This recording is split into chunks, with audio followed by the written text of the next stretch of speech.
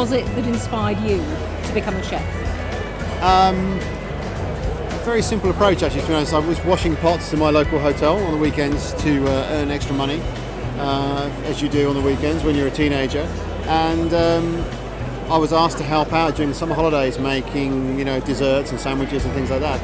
And I discovered that I really loved doing it. It was something I'd never thought about doing in my career until I was about 13 or 14. And I suddenly was making sandwiches and desserts and things with the chefs.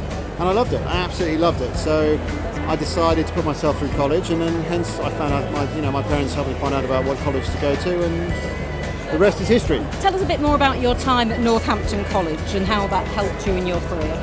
I was so excited about cooking, and I was involved in the catering industry. As soon as I started, with the amount of information, I just was like a sponge. You know when you love something so much, you just want all the information as quickly as possible. But obviously I did it for three years. And it was about taking that information in, and as soon as you get there, all this information is given to you. There was books on it, I didn't realise there were books, and there was all these different cuts of vegetables and soups and sauces and stocks and filleting fish and butchery, all these different avenues of areas that you have within the catering industry and that the college is teaching you. And I loved it. I couldn't get enough of it. I used to love going to college every week, and it was fantastic. You maintain very strong links with your former college. You've set up the Adam Gray Academy. I want to give something back to the college. What can I do? So I just started off, doing demos, to the students and saying, okay, I had 30 or 40 students, giving them some demos and showing them how to do food and this, it's something a bit different than they were doing, and that's how it all began. So I wanted to give something back. I set it up about 8 or 9 years ago to try and encourage students, to give them an insight of what it's like to work in a restaurant.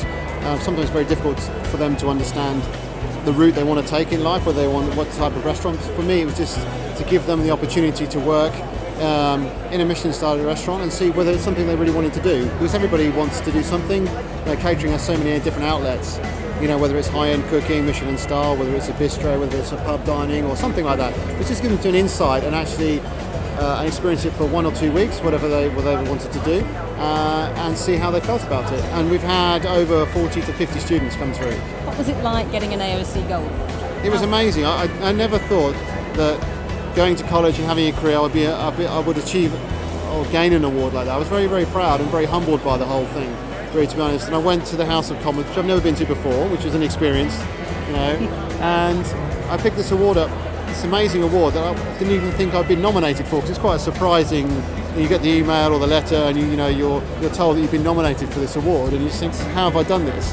And it was amazing. And I was so humbled by being nominated, but then being awarded it was fantastic. I was over the moon, and I still am. It's in pride of place in my on my home, on the mantelpiece. It's brilliant, absolutely fantastic. What would be your advice to other aspiring chefs? What you put into life, you'll get back out of again.